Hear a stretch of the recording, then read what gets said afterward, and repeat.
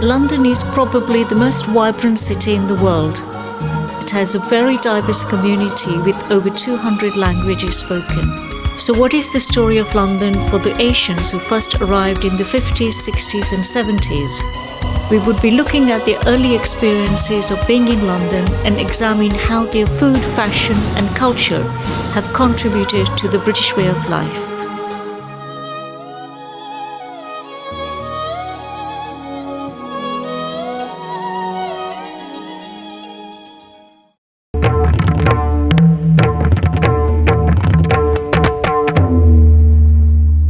I have come from Pakistan. I came in 1954 when I was 13 years old, and I came with my parents, and we arrived by ship in Liverpool. I came here in 1968, February. Uganda થી અમે 1972 માં આવ્યા જ્યારે અમીનનો એક્સોડસ થયો. I came to Britain in 1974 from East Africa, Kenya.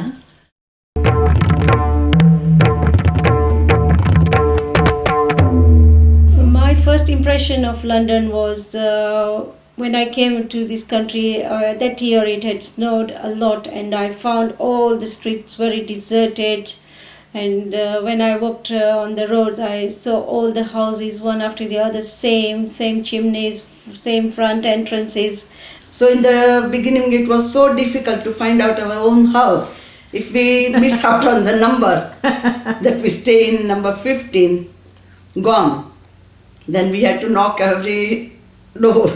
I felt very lonely. There were no Asians, no friends really. Our neighbors were very strange. Even if you smiled at them or said good morning, they wouldn't answer back and they just didn't want to know you. Right from the entrance to the airport, we found they were so helpful, so loving. Such a warm welcome they had given her, because we all were rather refugees. I remember going shopping in the market. I remember going to school. I think the school was quite a painful experience in a way, because I think when I came here I wasn't speaking any English. I found writing quite difficult, and I don't think I had a very good school life really. If I sat in a bus, in our local bus, and there was a seat empty next to me, nobody would sit next to me. They would rather stand.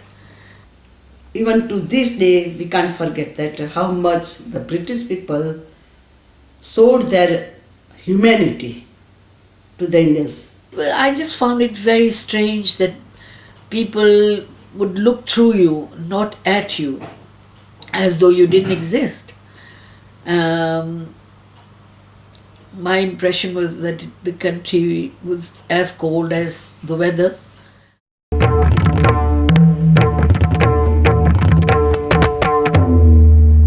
When we were leaving India, I remember we had special clothes made for the journey, because I think the Indian fashion tended to follow what was in the West. So I think that the maxis were in fashion. It had, I think, yellow and grey, and part of it was patterned and part of it was plain. When my dad came to pick us up, he had brought some coats with him, and so I remember wearing a coat. It was sort of like white shaggy coat. Ever since I left university in Bombay, I have been wearing a sari, and that's how I came to this country, and I'm still wearing a sari in this country. I wore my own Shiba kameez and, I remember one of the little boy on the bus said to his mother very loudly, you know how children are, very honest, they say what they feel. Said, "Oh mom, look, she's still in her pajamas." Some didn't like it at all. So even though when you go on the road, the dogs find it so unusual. They used to bark at me. People used to think this is something different. People often ask me how you put a sari on. They ask me what my little dot on my head was for. But most of the people were quite happy to see me in a sari. They were so amazed. They thought that because when we wear sari, our blouses are short cholis, and part of our body is also open. So they were quite amazed that how we could just stand, whether we in this cold weather, how we could manage with that. When we just came here, long skirts were in fashion, bell-bottom trousers were in fashion, and even the smokes, the tops, they were also loose, and the umbrella sleeves, sleeves were there. I think that platform shoes was another thing I remember, because I remember buying red platform shoes. I think men were still wearing suits and ties. Women, I'm talking about the British women, used to wear dresses, more dresses there than trousers. Every woman you just find wearing scarf instead of caps and so on. They didn't reveal like so much like they do today. When we came, we bought enough sari, but then fashion comes and goes, you see, every 3 months. So then another thing, the main thing happen is you put on weight. You see, when you put on weight, then sari you can, there's no problem with the blouses, you can't fit in your original blouse, you see. So gradually then we have to change our style of not wearing sari, and then I started wearing trousers and shirts. Mm-hmm. Clothes were quite expensive, because I remember shops like CNA were there at that time, and to buy a suit or a dress would cost you, £20, £25, which was a lot of money in those days.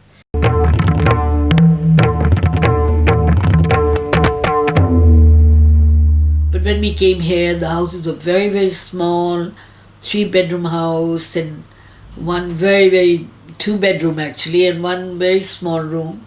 Kitchen were very small, and they didn't have any radiators, no central heating. There was a boiler in the kitchen which used to heat the kitchen, and people did everything in the kitchen. Would you believe they didn't used to have many bathrooms, and toilet was outside in the garden. At the end of the garden you had to go. And on these days, wallpapers were quite thick, and the velvety ones. Okay. The velvety ones and the patterns, and the colors, bright red, mostly bright red or maroon colors, you see. And velvet is because thick, so it keeps the room warm. Even the carpets were printed, the sofas were big, and the sofas were printed as well. And very big designs on the carpets also, purple carpets. On the walls at that time, some of us, we used to put the family pictures on just to remember our family. But later on, all of that started going, and as people started going places, they used to bring souvenirs from places.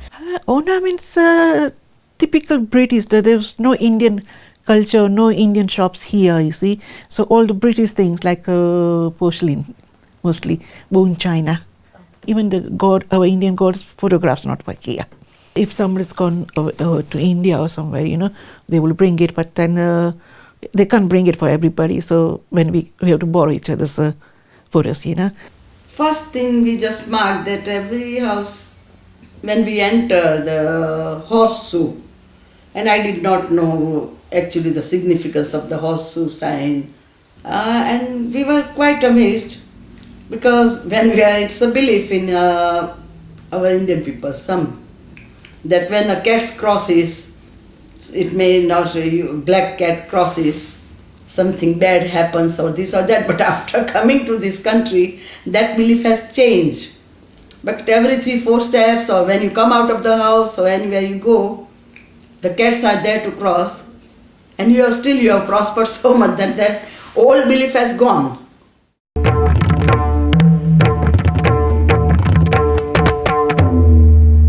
Those days you couldn't get any spices, luckily, because we came by ship. my mother was advised to bring her own spices, so we brought lots of them ourselves, including, would you believe, dals. We were laughing at my mother when we were packing, but she said that I've been told that you don't get these things.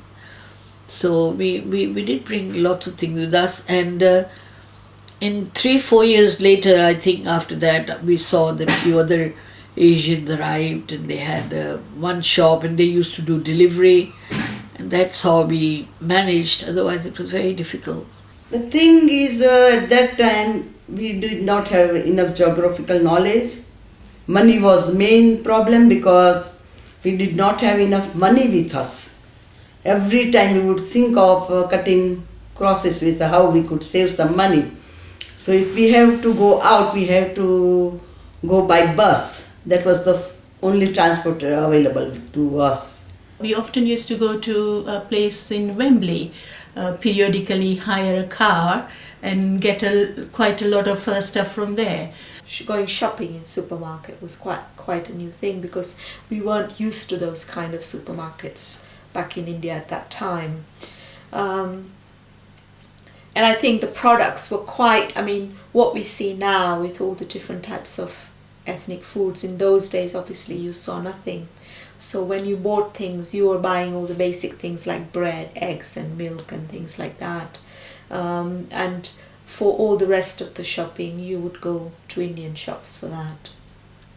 For sometimes we used to buy meat from a milkman. He used to go hunting and bring me pigeons, rabbits. So we used to carry that. He used to bring chicken, and my father used to, ziba them. So we have a particular way in which you say a prayer and kill the animal. So my father used to do that for a little while, but afterwards things were all right, but those were hard days. In those days when I came, the food was normal, the Indian cooking, but we had to substitute some of the stuff because not everything was available at that time. We used to substitute sprouts. For that, we used to stuff with our Indian masala. Then cabbage, that was common, cabbage, cauliflower. Very rarely we used to get peas. We used to get frozen peas. We were not used to cook the frozen foods. We never had leeks cooked in a gram flour, so they started doing that, so we copied that. Other food was dal, like tuel dal, you have to go miles and miles to get the dal, if you run out of that. I used to cook potatoes as a dal. We used to use bread flour to make chapatis. And also we used cooking apples instead of raw mangoes, and we made pickles out of them. At that time even the white pumpkin was not available like the dudi. So to substitute it, we used to use courgettes. Cauliflower, they used to only boil. We started making out of them pakoras and so on. Perhaps I've turned it into perhaps a North Indian dish. Just take broccoli and cut it into small pieces. Take some paneer, grill it, cut it into cubes and grill it. Put some oil, or really it's ghee, should be ghee, on the fire, and salt the cumin and the mustard in it, and add the broccoli.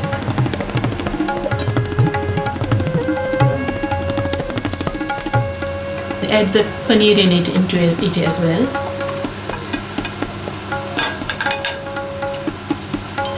And tomatoes, not many tomatoes, just a little bit of tomatoes, and add garlic at the end. And the dish is so tasty, especially for youngsters and children.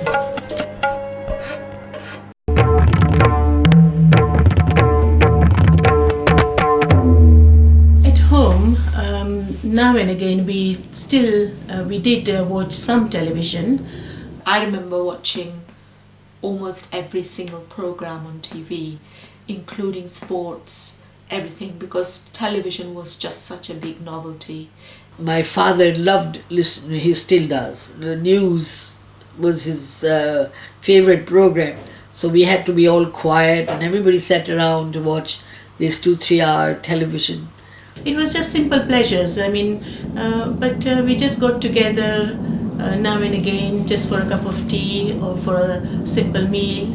At home we used to just sit and play things like Antakshari. Antakshari is a beautiful game of songs, really. For some reason, Indian, especially women, are very much interested in singing themselves, whether it's a hymn or it's a film song or just a poem. याद किया दिल ने कहा हो तुम, झूमती बहारें कहाँ हो तुम, प्यार से पुकार लो जहाँ हो तुम, प्यार से पुकार लो जहाँ हो तुम. And the other team will start their song with Ma. So we used to sing, I used to play the table like a tabla. La la la la la la la la la la la. When I came here, there was no cinemas. I mean, there's hardly one cinema quite far away, you see. So if you want to see Indian movie, you have to go quite far, and then there's no guarantee you will get a seat or not, you know. It was really a great outing, I would say, because the only time we could see a Indian film was on Sundays. I remember that we used to go to South Hall and Park Royal. There were theatres at that time, and they used to show Indian movies in those days. Pakiza, Amar Prem. People were just, I don't know where they were because we never saw them on buses or anywhere. But whoever many they were, they used to be at that cinema. In those days, we hardly saw any British people or white people there. But nowadays, you see white people as well.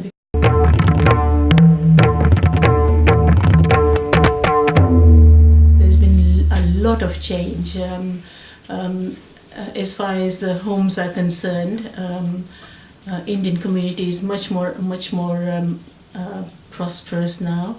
There is a lot of affluence around the Indian community. The fathers or the grandfathers were either working in factories or had small corner shops, whereas you can see youngsters becoming doctors, engineers, and having firms of their own, really. The thing that has helped to our people is a joint family system.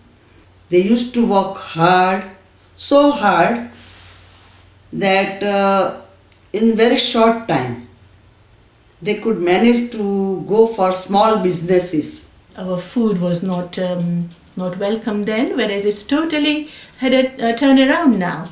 Our curries are perhaps the most popular in this country.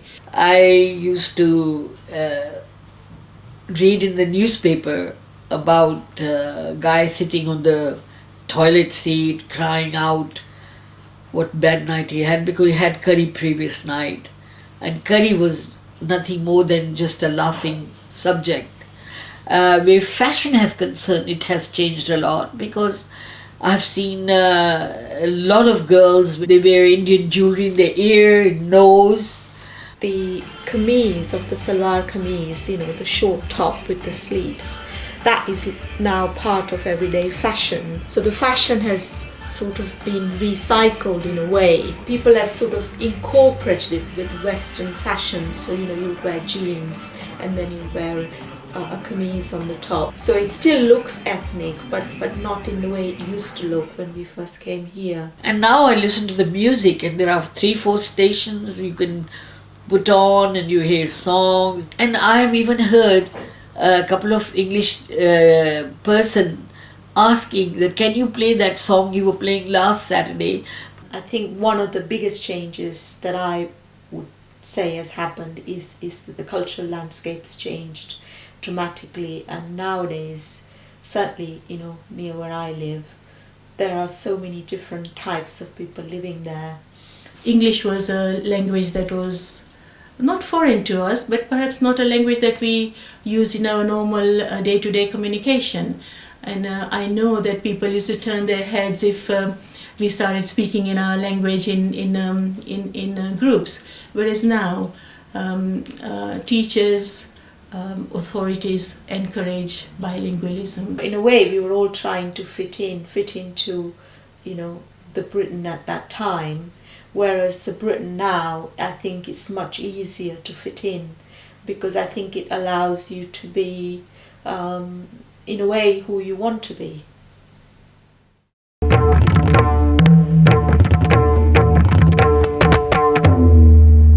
I saw myself as an Indian rather than a Gujarati, but more an East African Indian at the time, and not an Indian. I should not really do that, but because I was born in East Africa, so I had my roots there, I think. Yet now I think India is my root, really. We've got a lot of what I would say economic migrants from all around the world, including India. When you see them walking down the road, first of all, you'll always know that they're freshies. We call them freshies because they're newly arrived.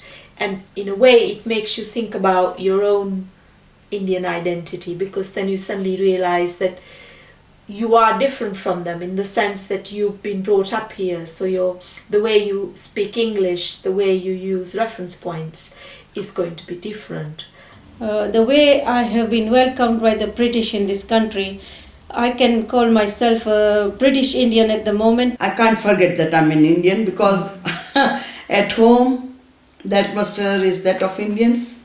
I still feel Pakistani, though I have British nationality. But we are influenced by the British way of life also. Just especially greetings. Now hello, hi, thank you, sorry. This thing has become our routine. I still feel that I'm Indian. I don't want to lose my identity because I'm born Indian.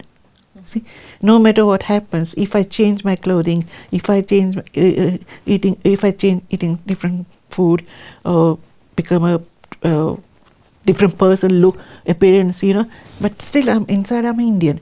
Which one would you support? If Pakistan and England are playing a cricket match, who would you be? I would support Pakistan, but there are different reasons that go with it, because Pakistan is having a very hard time for last 5, 6, 7 years, and politically it's never been stable. I feel very sorry for my country. Well, I'm not a big cricket fan because I don't really understand the game. Which sport do you associate with? I would say football without doubt, because I think football is a really, really exciting game, and I would definitely support England.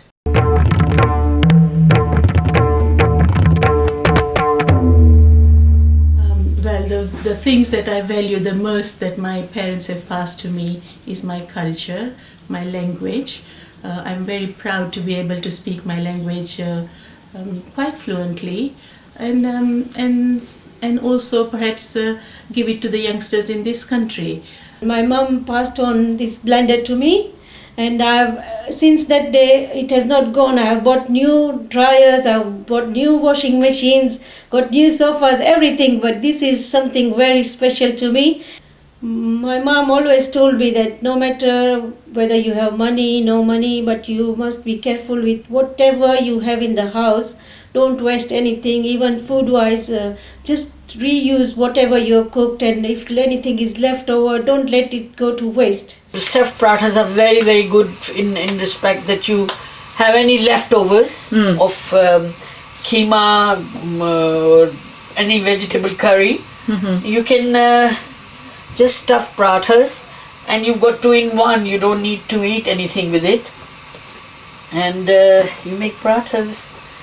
So how did you learn this? From my mom. She was a wonderful cook from UP, India, and she was a very, very good cook.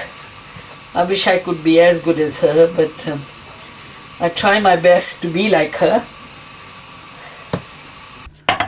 Every household in India, back home or in East Africa, this is a main meal of the day. Nikki is ready to make some rotis? Yes. And Isha can have that, or whatever you have. And I learned this from my mother, my aunt. So then I had my daughter, so I taught her to do how cook chapatis. And this is for you, and I'll show you how. So now I'm here. I'm teaching my grandchildren to make chapatis. I'm so glad that they are learning now, and hopefully, I hope they will pass it over to their children.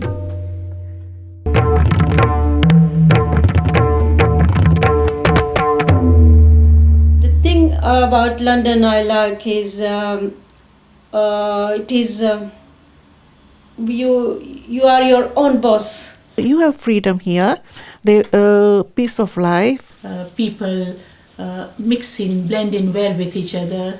I have lots of very good friends, English, Irish, Indian, Italian. Because I think London is multiculturalism as far as I can see, from dance to museums to theatre. The choice is endless. I would like the street to be more cleaner now, because when I came here they were more cleaner than they are now. I think London continues to be quite a glamorous city, because it's got such wonderful bridges, and you can still see old London as well, if you go around London Bridge or Borough Market. I would like a little bit control on the youths at the moment, because there is too much hooliganism on the roads. The life is much better here than back India or Kenya, I see, and more security. I feel London is my home. If I go to Pakistan, I enjoy, I have a wonderful holidays, I love going to Pakistan, but I start missing England. And you know what I miss most about England? Fish and chips. Because you don't get fish and chips like that anywhere in the world.